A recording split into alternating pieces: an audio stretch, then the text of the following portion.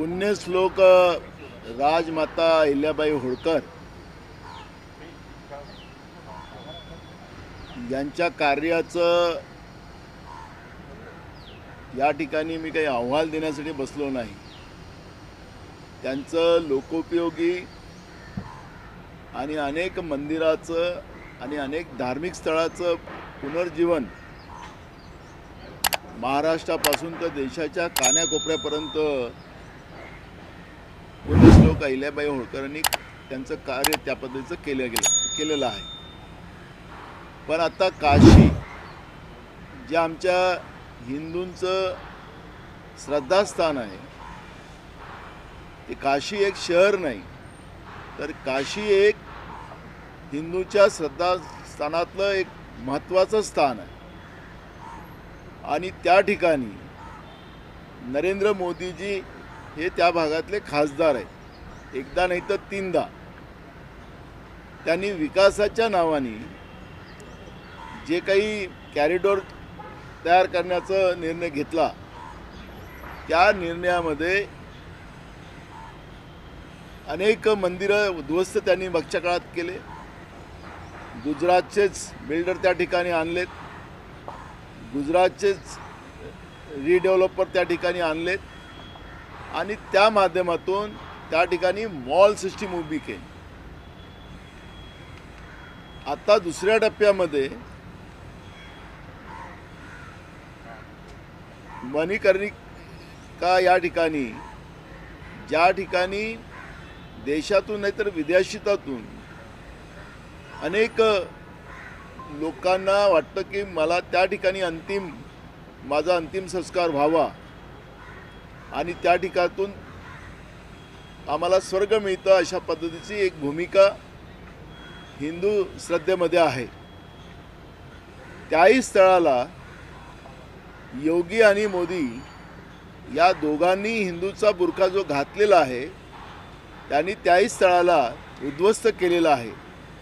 त्या ठिकाणी पुण्यश्लोक अहिल्यादेवी होळकरांचं मोठी प्रतिमा होती, ती प्रतिमा पण त्या ठिकाणी तोडली गेली आणि पुण्यश्लोक अहिल्याबाई माता होळकरांच्या परिवारातल्या लोकांनी तिथल्या राज्य सरकारला पत्र दिलं, पण ते ऐकलं गेलं नाही। आणि या माध्यमातून आमच्या भावना दुखवल्या गेलेल्या आहेत, समस्त हिंदू समाजाच्या भावना दुखवल्या गेलेल्या आहेत, समस्त धनगर समाजाच्या भावना दुखवल्या गेलेल्या आहेत। आणि मी परवा उत्तर प्रदेशचे मुख्यमंत्री योगी आदित्यनाथ जी यांचं प्रेस ऐकत होतो, ते म्हणत होते की असं कुठलंही कार्य त्या ठिकाणी झालेलं नाही, AIच्या माध्यमातून त्या ठिकाणी चुकीचं फुटेजेस पाठवले जातात, अशा पद्धतीचं योगी आदित्यनाथजी सांगतात आहेत। पण वस्तुस्थिती त्या ठिकाणी म्हणजे स्वतः होळकर परिवारातली लोक त्या ठिकाणी गेलेत, तिथली परिस्थिती पाहिली, त्यांनी तिथल्या राज्य सरकारला पत्र दिलं आणि तरीसुद्धा योगी आदित्यनाथजी खोटे बोलतात आहेत।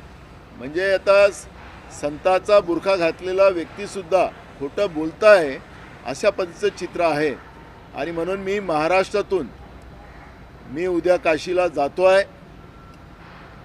मी अहिल्याबाई होळकरांच्या महाराष्ट्रातून जातो आहे आणि त्या ठिकाणातली वस्तुस्थिती बघून मी आणि ज्या पद्धतीनं त्या ठिकाणी राजमाता अहिल्याबाई होळकरांचे प्रतिमेचं उद्ध्वस्त करण्याचं काम केलं गेलेलं आहे, हिंदूच्या भावना दुखवल्या गेलेल्या आहेत, या सगळ्या भूमिकेला त्या ठिकाणी जाऊन आम्ही त्या ठिकाणी सरकारचा, योगी सरकारचा आणि मोदी सरकारचा निषेध करण्याचा आम्ही संकल्प घेतलेला आहे। उद्या मी सकाळी त्या ठिकाणी जाणार आहे आणि त्यासाठी मी आपल्या समोर आलेलो आहे।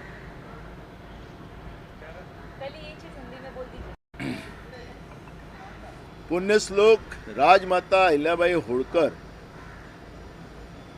इनका जो धर्म के लिए उनका जो काम है वो किसी को बताने का नहीं, वो तो सूरज को भी आईना दिखाने जैसे होगा। और उनका महाराष्ट्र से लेके तो पूरे देश में राजमाता अहिल्याबाई होलकर ने जो काम किया है, कई जगह में मंदिर का निर्माण किया है, कई जगह में उसका पुनर्जीवन किया है। वैसे ही काशी में काशी विश्वनाथ जी का भी के मंदिर का भी पुनर्जीवन उनने किया था। वहाँ जो मणिकर्णिका जो घाट है, वो घाट का भी पुनर्जीवन अहिल्याबाई होलकर जी ने किया था और वहाँ पर राजमाता अहिल्याबाई होलकर की एक प्रतिमा लगाई गई थी और उनके कार्य का उससे एक पूरे नई जनरेशन को एक संदेश जा रहा था। लेकिन विकास के नाम से जिस तरह से योगी सरकार और मोदी जी वहाँ से सांसद है और मोदी जी 3 बार से सांसद है, वहाँ पे विकास के नाम से, कॉरिडोर के नाम से कहीं शिवलिंग को उद्ध्वस्त किया गया और उस सब जगह में गुजरात से रीडेवलपर लाकर वहाँ पे मॉल बनाने का काम किया गया है। बड़े बड़े उद्योजक वहाँ पर लाए गए हैं। पर्यटन का स्थल वहाँ पे बनाया जा रहा है। ये घाट को भी उन्हें उसी तरह उद्ध्वस्त किया है। वहाँ पे भी पर्यटन स्थल बनाने की उनकी सोच है।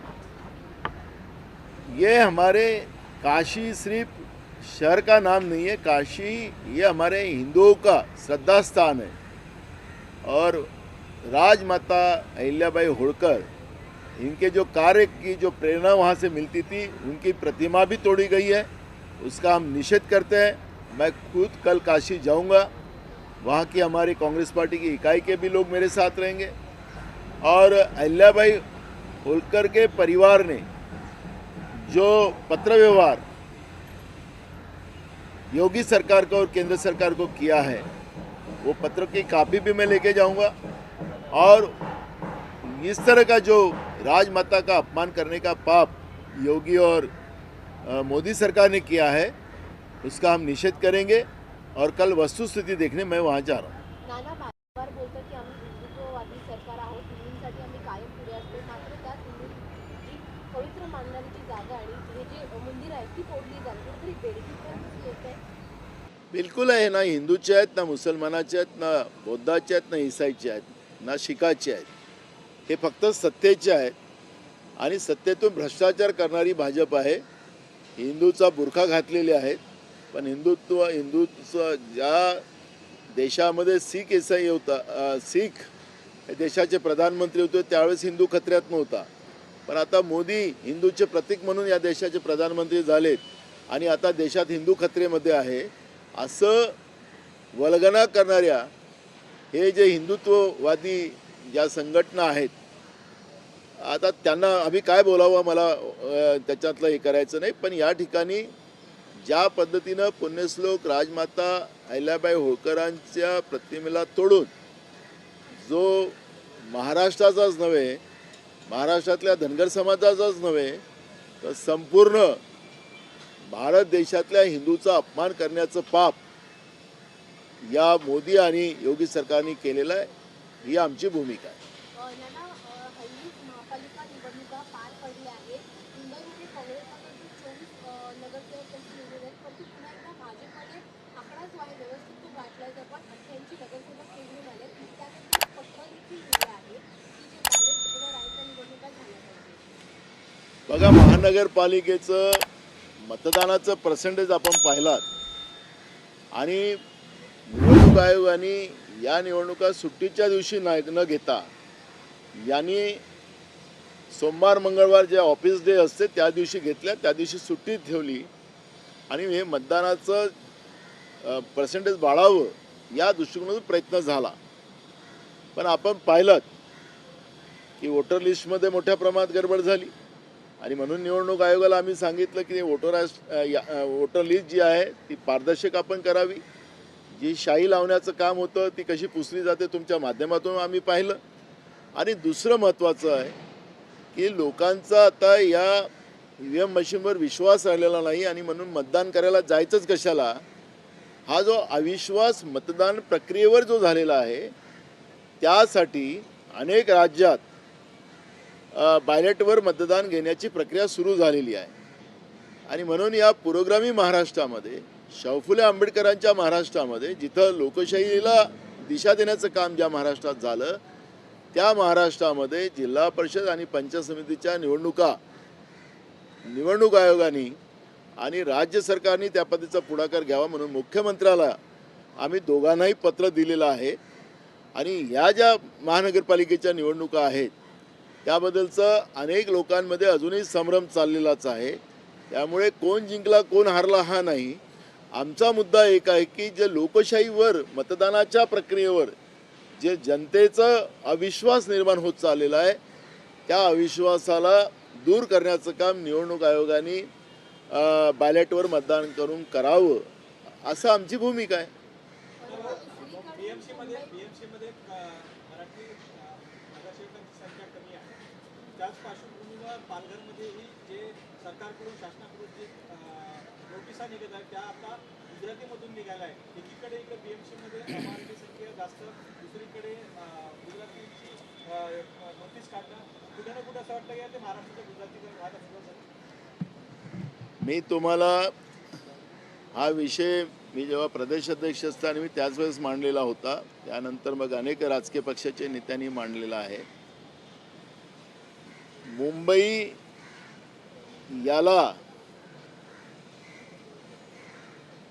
या शहरालाच महाराष्ट्रापासून वेगळं करण्याचं काम दिल्लीमध्ये बसलेल्या सरकारने सुरू केलेलं आहे.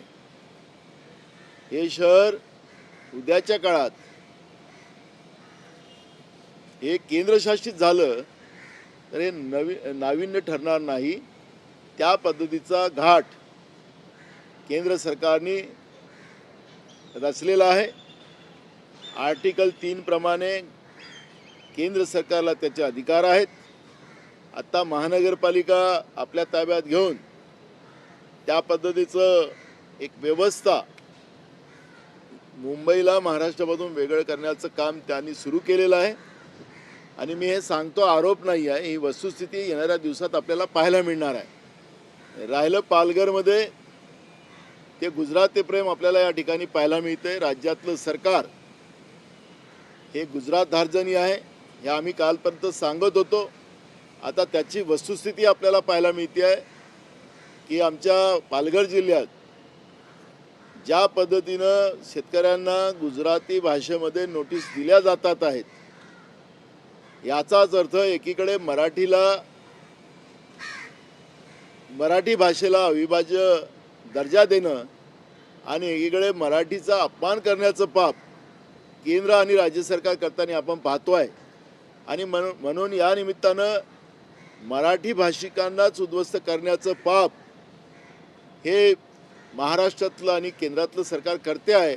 त्याचंच आपल्याला दर्शन आत्ता पालघर जिल्ह्यामध्ये होते आहे. नाना, मुंबईमध्ये आता बिहार भवन सुरू होणार आहे. जेव्हा तुमचं म्हणजे महाविकास आघाडीचं सरकार होतं तेव्हा मराठी भाषा भवन उभं करण्यासाठी देखील तुम्ही पुढाकार घेतला होता, मात्र ते काही अजून झाले नाहीये. परंतु आता बिहार भवन मुंबईत सुरू होणार आहे. बघा, अनेक राज्यांचे भवन आपल्या मुंबई शहरामध्ये आपल्याला पाहायला मिळत आहे. मुंबई हे देशाची आर्थिक राजधानी आहे.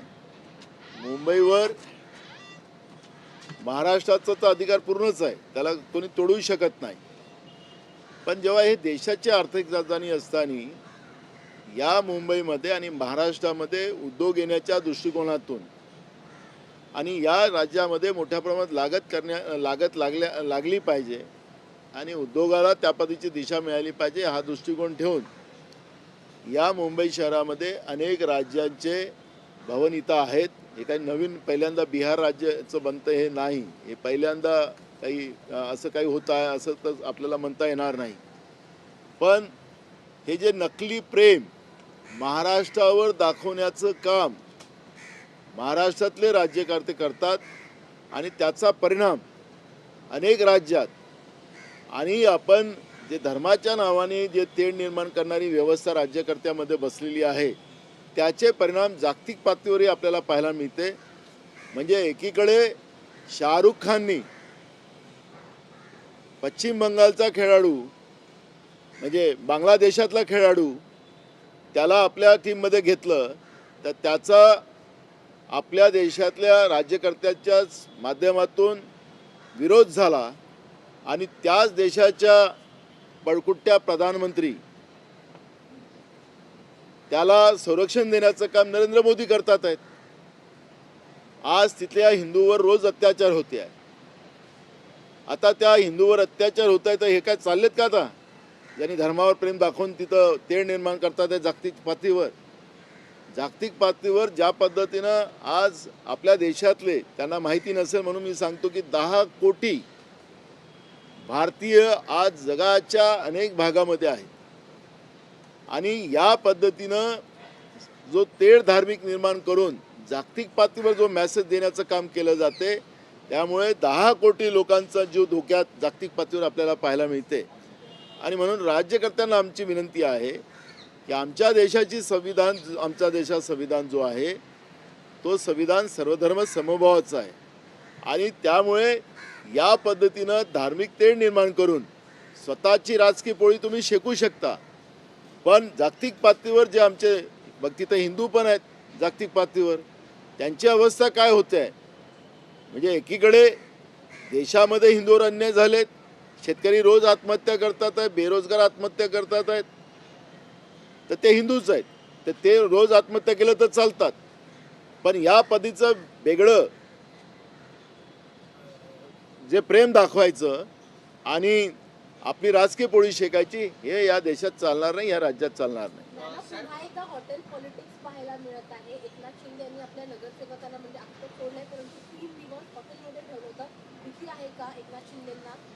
अजून तर तुम्हाला आम्ही मागेच सांगितलं होतं की अजित पवार आणि एकनाथ शिंदे यांचा गेम भाजप करणार हे मागेच सांगितलं होतं. अजून खूप खेळ आहे. आता तुम्ही लोक अजून जवळ आता काही जास्त दिवस नाही आहे. हे तुम्हाला येत्या आठवड्यातच हे सगळं खेळ चालला जाईल. आता आपल्या राज्याचे मुख्यमंत्री दाऊसमध्ये आहेत. आता किती आपल्या राज्यातले उद्योगपती तिकडे गेले आणि त्यांना तिकडे आणणार मग ते त्याचं चालला खेळ. उद्योग तर येत आहे काय मी सांगत आहे. पण दिल्लीवरून मुख्यमंत्र्याला आदेश चाललेला आहे की मुंबईचा महापौर भाजपच होणार आहे आणि त्याच्यामध्ये कोणाचं ऐकलं जाणार वगैरे. आता मी तुमच्या पेपर आणि माध्यमात ऐकतो आहे. पण अजून मोठे गेम होणार आहेत महाराष्ट्राच्या राजकारणामध्ये. येत्या 8 दिवसात खूप उलटफेर होणार आहेत आणि मी तुम्हाला अजून सांगतो आहे की महाराष्ट्रातल्या जनतेला काँग्रेसची सत्ता पाहिजे अशा पद्धतीचं वातावरण आहे. फक्त यांनी बॅलेटवर मतदान घ्यावं, बाकीचं मग तुम्हाला लोक बरोबर करणार आहे. शिवसेना आणि भाजपने एकत्र निवडणूक लढवली मात्र आता शिवसेनेचे जे पराभूत उमेदवार आहेत सदानंद सरवटकर यांचे सुपुत्र समाधान सरवटकर त्यांनी थेट भाजपवरच आरोप केला की त्यांनी आम्हाला हरवलं. पण ते चालणार आहे ना. मी तर पहिले सांगितलंच ना की शिंदे आणि अजित पवार यांचा गेम भाजप करेल आणि केला. जे पिंपरी चिंचवड पुणे अजित पवारांचं आणि पवारसाहेबांची मालकी होती आता कोणाजवळ आहे. त्याच्यामुळे आणि इकडे पण ठाणेपासून नवी मुंबईपासून सगळे तसंच झालेलं आहे. त्याच्यामुळे भाजप काय करणार होतं मी पहिलेच सांगितलं. त्याच्यामुळे अजून खेळ आहे समोर. अजून 8 दिवस थांबा. महाराष्ट्रात मोठ्या घडामोडी राजकीय घडणार आहेत. बिलकुल तुम्ही थोडे दिवस थांबा. अजून खेळ खूप आहेत. नाना आपल्याच पक्षातून खरं तर वाद समोर येते. वारंवार पाहतो वर्षा गायकवाड असेल भाई जगताप असेल एकमेकांवर आरोप प्रत्यारोप करतायत. विजय होऊन देखील आता मागणी होते वर्षा गायकवाड यांच्या राजीनाम्याची. एक बघा मला असं वाटतं की जाहीरपणे वक्तव्य करण्यापेक्षा पक्षाच्या मिटिंगमध्ये सगळ्यांनी आपलं मत मांडण्याचा अधिकार आहे. आमच्या काँग्रेसमध्ये फ्रीडम आहे. फ्रीडमचा अर्थ पार्टी मिटिंगमध्ये बोलण्याचा अधिकार आहे. बाहेर वक्तव्य या पद्धतीचं कोणीही करू नये असं आमचं मत. महानगरपालिका दृष्टिकोनातून प्रश्न आहे की सध्या वंचित आणि आपली वंचितने 16 जागांवरती आपला एकही उमेदवार देण्यात नाही. त्याचबरोबर काँग्रेसचाही उमेदवार नव्हता. तर या भूमिकेबाबत काय सांगा. ही गंभीर बाब आहे. जेव्हा पक्षाची मिटिंग होईल या विषयावरची सगळी चर्चा होईल. त्याच्यामध्ये आम्ही चर्चा करू. हे पक्षाच्या राजकीय जे दिशा आम्हाला भविष्यात ठरवायची आहे त्याच्यामध्ये या सगळ्या विषयावरचा आढावा आम्ही घेऊ. आत्ता हे अलायन्स झालेलं होतं का उभं नाही झालं काय नाही त्याच्यावरची चर्चा आत्ता करण्याचं काही कारण नाही. नवीन राष्ट्रीय अध्यक्ष झाले. वंचित बहुजन आघाडी नवीन राष्ट्रीय अध्यक्ष झालेले आणि महाराष्ट्रातले बरेचसे आमदार दिल्लीमध्ये आहेत, त्यांच्या स्वागतासाठी कसं पाहताय? नवीन आणि नवीन नितीन नवीन आणि ते सांगतो नवीन आणि नवीन राष्ट्रीय अध्यक्ष भारतीय जनता पार्टी झाले, त्याला आमच्या शुभेच्छाच आहे. पण नड्डांनी जसं संघाची आम्हाला गरज नाही असं सांगितलं होतं, आता नवीननी त्याच्यावर नवीन अध्यक्षांनी आपली प्रतिक्रिया व्यक्त करावी एवढंच आमची अपेक्षा.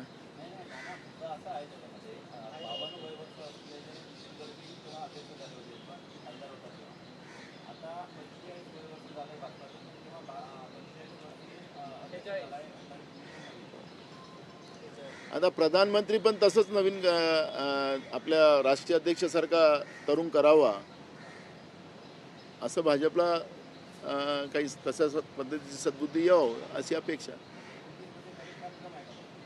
मी काय म्हटलं तुम्हाला सांगितलं आताच करावं ना.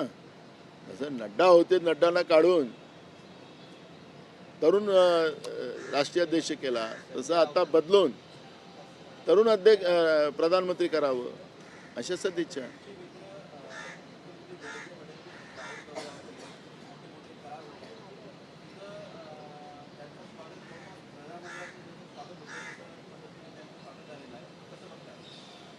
मला असं वाटतं की इव्हेंट आम्ही खूप पाहिलेले आहेत भाजपच्या आणि या महायुतीच्या सरकारमध्ये.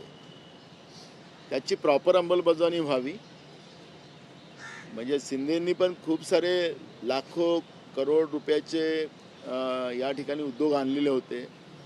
मग आमचा प्रश्न असा आहे की मग बेरोजगारी महाराष्ट्रात का वाढली, त्याचं उत्तर त्यांनी द्यावं. उद्योग लागले असते तर तुम्हाला महाराष्ट्र हा बेरोजगाराचा महाराष्ट्र म्हणून ओळखला गेला नसता. म्हणून मला असं वाटतं की जेव्हा येतील ते देशात आपल्या दाऊसमधून थंड हवेतून तिथून जेव्हा येतील तर थंड डोक्याने वस्तुस्थिती त्या ठिकाणी मांडावी. पहिलेच राज्य कर्जामध्ये डुबलेलं आहे, 10 लाख कोटीच्या वर. कर्मचाऱ्याचे पगारही आम्ही ओव्हरड्राफ्ट करून देतो आहे, त्यामुळे कर्मचाऱ्याचे पगारासाठी पैसा नाही, विकासासाठी पैसा नाही.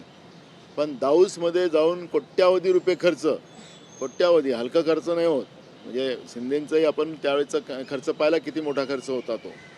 त्यामुळे कोट्यावधी रुपये जे खर्च करून जेव्हा येतील जनतेचे, त्यावेळेस महाराष्ट्रामध्ये मोठ्या प्रमाणात उद्योग यावे हीच अपेक्षा आमची. सत्कार आणि इव्हेंट याच्यावर आमचं लक्ष नाही, कारण की जनतेच्या पैशाची लूट करणं प्रधानमंत्री असतील की मुख्यमंत्री असतील ते करतातच आहेत. त्यामुळे आम्हाला त्याच्यामध्ये जास्त जायचं नाही, पण त्या पैशाचा उपयोग या ठिकाणी प्रॉपर व्हावा आणि मोठ्या प्रमाणात उद्योग यावेत ही अपेक्षा आमची आहे. एक दावा केला संजय राऊत यांनी, म्हणतात की एकनाथ शिंदे यांना महायुतीमध्ये ठेवायचे की नाही याबाबत दिल्लीमध्ये चिंतन बैठका सुरू आहेत. हा दावा किती सार्थ आहे? काय संजय राऊत दिल्लीत खासदार आहेत, त्याच्यामुळे त्यांना खूप सारं माहिती असेल. तिथं भाजपचं चिंतन काय चाललेलं असेल त्यांना जास्त माहीत असेल. पण मी तुम्हाला मगाशी सांगितलं की येत्या 8-10 दिवस या 2-4-8 दिवसात मोठ्या घडामोडी महाराष्ट्राच्या राजकारणात पाहायला मिळतील असं आम्हाला वाटतं आहे. कारण की जे खलबत्ते चाललेले आहेत सत्ता पक्षामध्ये, त्यामुळे ते खलबत्ते किती दाऊसून आल्यावरून आताकडे दाऊसवरून सगळं चक्र चाललेलं आहे. तर त्यामुळे दाऊस आणि दिल्ली, आणि या 2 ठिकाणी जे चाललेले आहेत मध्ये, तर त्याच्यामध्ये काय खेळ आता येऊन मुंबईमध्ये काय होणार तर त्यामध्ये आपल्याला येईल, कळेल त्याच्यावर. अभी प्रधानमंत्री का बयान आया कि जो कांग्रेस है वो हारने के बाद रिव्यू नहीं करती है, देखती नहीं है, और कांग्रेस के साथ जो जुड़े हुए परिवार हैं, महाराष्ट्र की बात कही, मुंबई की बात कही, कि वो भी अपना रिव्यू नहीं करते, और उसमें हिम्मत नहीं है बोलने के लिए कि किस वजह से हारे, जबकि बीजेपी हारती है और जीती है जब भी अपने उस पर रिव्यू करती है कि क्या कमी रही. विश्लेषण. मुझे नरेंद्र मोदी जी को मेरा सवाल ऐसा है कि चुनाव प्रक्रिया में पारदर्शिता एक बार लेके आई है, फिर किसको ऊपर चिंतन करने का समय आता है वो देश की जनता बताए. जब देश की जनता बार बार कहती कि हमें ईवीएम पे भरोसा नहीं है, हम नहीं बोल रहे. तुम्हारा चुनाव आयोग, अब चुनाव आयोग को तो स्वायत्ता रही नहीं अभी, हम सिर्फ घटना तक सीमित है चुनाव आयोग. वो किसके इशारे पे काम करता है वो देश की जनता समझ रही है. हमारे नेता राहुल जी बार बार उसी इशू को उठा रहे. एक बार मोदी जी आप हमें चिंतन करने को लगा रहे हो तो आप एक चिंतन कर लिए कि मैं बेईमानी से चुन के आ रहा हूँ, मैं देश को बेच भी दे रहा हूँ रोज, तो भी लोग मुझे वोट दे रहे हैं। ये तुम्हारी गलतफहमी है। हिम्मत है तो एक बार बैलेट पे वोट लेके दिखाइए, देश में एक चुनाव करवा लीजिए, लोकसभा का ही चुनाव आने वाले दिनों में करा लीजिए कि हम बैलेट पे चुनाव करने वाले डिक्लेयर कर दीजिए। लोकसभा में आपने कहा कि हम जनगणना करेंगे जाति न्याय, अभी तक नहीं हुई। बजट प्रोविजन करके रखा है आपने और अभी तक नहीं किया। वो बोलते हैं कि अभी हम लोग उस तरह नहीं करेंगे, अलग करेंगे। अरे तुम लोकसभा में बोलने वाले बयान को बदलते तो तुम्हें चिंतन की जरूरत है। कांग्रेस को तुम नहीं हरा रहे हो, कांग्रेस को चुनाव आयोग हरवा रहा है, ये हमारा कहना है। और वो आज न कल खुलेगा और तब जनता इनको जवाब देंगी और तब इनको चिंतन करने की जरूरत है। प्रधानमंत्री का बयान आया, एक प्रधानमंत्री का बयान आया अर्बन नक्सलिज्म के ऊपर बात कही कि ये देश में नहीं, अब बाहर भी अर्बन इंटरनेशनल हो गया है और हमेशा इंडिया के खिलाफ अर्बन नक्सलिज्म हो रहा है। इस तरह से बयान दिया प्रधानमंत्री। मुझे लगता है कि देश के गृह मंत्री ये बार बार कहते हैं कि हमारे देश से जंगल वाला नक्सल खत्म हो गया। अब वो कौन से आधार पर कहते हैं पता नहीं, हम उस एरिया में रहते हैं, हमें पता है नक्सल को कैसे आर्थिक मदद की जा रही है, कौन कर रहे हैं, वो सरकार के पास मालूमात है जो लोग मदद कर रहे हैं। लेकिन सरकार कुछ नहीं कर रही है। तो रहा अर्बन नक्सल की बात लाई जा रही है। हमारे राज्य में भी हमारे मुख्यमंत्री ने कानून लाया, जन सुरक्षा का कानून, कोई ज़रूरत नहीं था उस कानून को लाने के लिए। अब सरकार के विरोध बोलने का ही अधिकार नहीं है। जो सरकार के विरोध बोलेगा, सरकार की कार्यशैली के ऊपर बोलेगा, देश बेचे राज्य बेचे तो भी उस पर बोलने का नहीं। अगर जो बोलेगा तो शहरी नक्सलवाद हो जाता। तो प्रधानमंत्री एक बार स्पष्ट कर लिया है कि किसको वो शहरी नक्सलवाद बोल रहे हैं, कौन से किसको आप नक्सलवादी बोलते हो। फिर तुम्हारे पास देश से और राज्यों में सरकारें तुम्हारी है। कभी कभी तो आप बोलते हैं कि हमको 3 इंजन वाली सरकार हो, 3 इंजन की सरकार हो गई है। तो तुम्हारे को मेजॉरिटी में सरकार आने के बाद शहरी नक्सल मूवमेंट बढ़ने का कारण क्या? तुम किसको नक्सलवादी बोल रहे हो? तो प्रधानमंत्री ने एक बार वो स्पष्ट करना चाहिए ना। इसे भाषा का उपयोग कर कर शहर में रहने वाले लोग अब सब नक्सलवादी हो गए, क्या हो गए, क्या किसको बोलना चाहते हो, तो एक बार उन्हें स्पष्ट करना चाहिए। संजय राउत का बयान आया कि पहली बार ऐसा हो रहा है कि मुंबई का जो महापौर है वो दिल्ली से चुना जा रहा है और अमित शाह चुन रहे हैं कि ये बनेगा महापौर। मैं अभी उस विषय पे चर्चा नहीं करूंगा। और मुझे लगता है कि 22 तारीख को लॉटरी निकलने वाली है, कैटेगरी आएगी, उसमें क्या क्या आएगी। लेकिन महाराष्ट्र की राजनीति में चुनाव आयोग कैसे हस्तक्षेप कर रहा है ये पहली बार हो रहा है। महाराष्ट्र में नगरपालिका के चुनाव पूरे हो गए, महानगर पालिका के चुनाव पूरे हो गए, लेकिन जिला परिषद पंचायत समिति के चुनाव लगाते समय में चुनाव आयोग ने मराठवाड़ा और विदर्भ के जिला परिषद पंचायत समिति के चुनाव आरक्षण के नाम से उसको रोक के रखा है। अब मेरा सवाल खड़ा होता है ये कि भाई नगर पालिका और महानगर पालिका में आरक्षण बराबर था क्या? वो कैसे चुनाव किए? यही फडणवीस बोलते थे कि मैं 24 घंटे में तुमको आरक्षण ला के दूंगा। तुम्हारी सरकार आके 2.5 साल हो गए, पहली वाली और अभी की मिला के 2.5 साल हो गई। फिर आपके ज़्यादा 3.5 साल हो गए, फिर आपने आरक्षण क्यों क्लियर नहीं किया? कोर्ट ने डंडा लगाने के बाद 31 जनवरी तक तुम इलेक्शन लो करके इलेक्शन लगाए गए। लोकतांत्रिक व्यवस्था आपको एक्सेप्ट नहीं है, इस तरह की बातें हो रही है। और इसलिए मुझे लगता है कि जब लॉटरी खुलेंगी, लॉटरी के अंदर जो क्या कुछ आने वाला है वो तो अपने को पता लगेगा 22 तारीख को। अब वो बीजेपी राष्ट्रीय पार्टी है तो बीजेपी का राष्ट्रीय नेतृत्व डिसाइड करेगा किसको बनाने का नहीं बनाने का। वो उसमें मैं कोई उनके अधिकार में हमें हस्तक्षेप करने का कोई कारण नहीं है। लेकिन जो लोकतांत्रिक व्यवस्था को ख़त्म करने का काम चुनाव आयोग के माध्यम से जो किया जा रहा है उस पर हमारा आक्षेप है।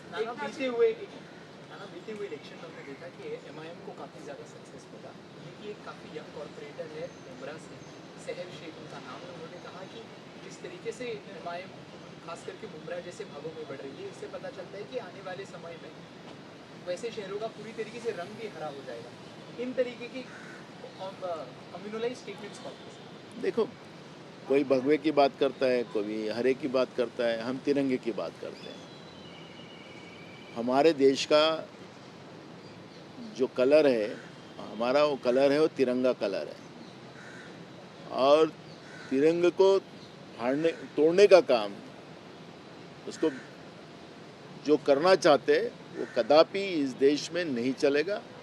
तिरंगा हमारा सम्मान है और तिरंगा का कोई भी अपमान करना चाहे उसको देश की जनता कोई एक्सेप्ट नहीं करती। ना जिस तरह से होटल पॉलिटिक्स हो रही है, एकनाथ शिंदे ने अपनी कॉर्पोरेटर होटल में रखा और दबाव बनाया इस तरह से, और अब ये भी कहा कि आज वो चेकआउट हो गए हैं सभी कॉर्पोरेटर, क्या कहते हैं? देखो, दबाव राजनीति तो शुरू है। जिस तरह से शिंदे ने अपने कॉर्पोरेटर होटल में रखा, उनके ऊपर दबाव होगा, इसलिए फिर शिंदे पे दबाव आ गया होगा। तो ये दबाव राजनीति तो चल ही रही है। बीजेपी की तो राजनीति दबाव राजनीति है। तो दबाव राजनीति के पीछे में शिंदे पीछे जा रहे हैं और बहुत सारी बातें अभी आने वाले दिनों में आपको स्पष्ट होंगी। उस पर अभी मैं चर्चा करने में, मेरे उनके पार्टी में क्या होने वाला नहीं होने वाला उस पर डिस्कशन नहीं करना, लेकिन महाराष्ट्र की राजनीति में बहुत सारे उलटफेर होने के चांसेस हैं। एकनाथ शिंदे भी नगर से खरीदने के लिए पैसे ऑफर किए जा रहे हैं। बीजेपी जो है चाह रही कि हमारा स्थान तैयार कर रहा है, इसे कैसे देखते हैं? देखो, बीजेपी के पास सत्ता से भ्रष्टाचार, भ्रष्टाचार से सत्ता, ये बीजेपी का कॉन्सेप्ट है और बीजेपी उसको पूरी तरह से एक लोकतांत्रिक व्यवस्था में उतारने का काम कर रही है और वो आपके सामने दिख रहा है। कहीं ना कहीं एकनाथ शिंदे होटल में अपने सारे कॉर्पोरेटर्स को रख रहे हैं।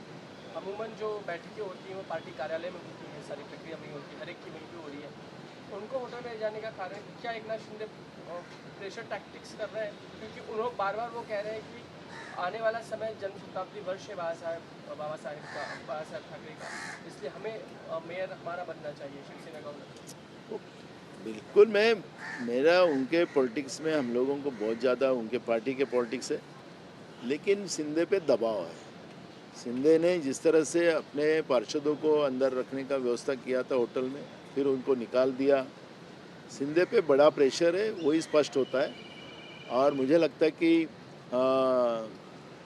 महाराष्ट्र के राजनीति में मैं बार बार ये कह रहा हूँ कि ये सब आप लोग देख रहे हो, ये दबाव तंत्र का राजनीति बीजेपी अजित पवार और शिंदे के ऊपर कर रही है और उसी का परिणाम है कि आज भी मंत्रालय में आप देखोगे तो पूरी फाइल हर डिपार्टमेंट की मुख्यमंत्री के पास जाएंगी, तभी वो उसके आदेश पारित किए जाते हैं। पहले महाराष्ट्र में ऐसा नहीं होता था। एक बार वो डिपार्टमेंट को हमने फंड एलोकेट किया कि उसके बाद मंत्री और उसके आधार पर उनके डिपार्टमेंट का काम चलता था। पहली बार सीएमओ से आपने पूरी राजनीति होते हुए देख रहे हो, तो उसमें ना अजित पवार ना एकनाथ शिंदे कुछ बोल नहीं सक रहा है। उनके ऊपर एक बड़ा दबाव है और दबाव की राजनीति हम विधानसभा में भी देखते हैं और अभी मंत्रालय में भी आपको देखने मिलती है। आप काशी जा रहे हैं, बहुत सारी वीडियोस को दूसरी सरकार एआई बता रही है, क्या कहेंगे? मैं इसलिए वहाँ जा रहा हूँ कि योगी ने खुद वहाँ पर कहा है कि ये एआई के माध्यम से बनाया है, इसलिए मैं वहाँ खुद जा रहा हूँ। मुझे आज ही मैं हमारे प्रदेश अध्यक्ष अजय राय से मैंने बात की। अजय राय ने कहा कि उस एरिया को जाने को प्रतिबंधित किया गया है। क्यों प्रतिबंधित किया है?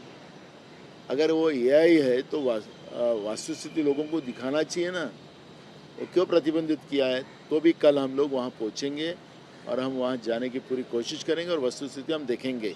यह है कि वस्तुस्थिति है वो हम देखेंगे और इसलिए मैं खुद काशी जा रहा हूँ। आंदोलन करेंगे वहाँ पे? बिल्कुल बिल्कुल, हम वहाँ जाके हम करेंगे, आंदोलन भी करेंगे और महाराष्ट्र में वहाँ की वस्तुस्थिति आके बताएंगे। और ये महाराष्ट्र का अपमान है और देश का अपमान और हमारे हिंदू संस्कृति का अपमान करने का काम की वास्तविकता हम लोगों के सामने रखेंगे। दूसरा ये कि नितिन नवीन राष्ट्रीय अध्यक्ष 46 साल की उम्र है, बहुत ही यंग राष्ट्रीय अध्यक्ष दिया है। इतने साल उसकी प्रक्रिया ही चल रही थी, अब दिया बिल्कुल यंग। क्या लग रहा है पार्टी को नई दिशा देंगे? हमने कहा है कि जो निर्णय हमने जब भी कहा है कि जो निर्णय नड्डा जी ने किया था कि आरएसएस की हमें मदद नहीं चाहिए, हम अब बड़े हो गए, वही बात को वो दोहराते क्या, वो एक बात हमको उनसे सुनना है, हमारी शुभकामनाएं उनको।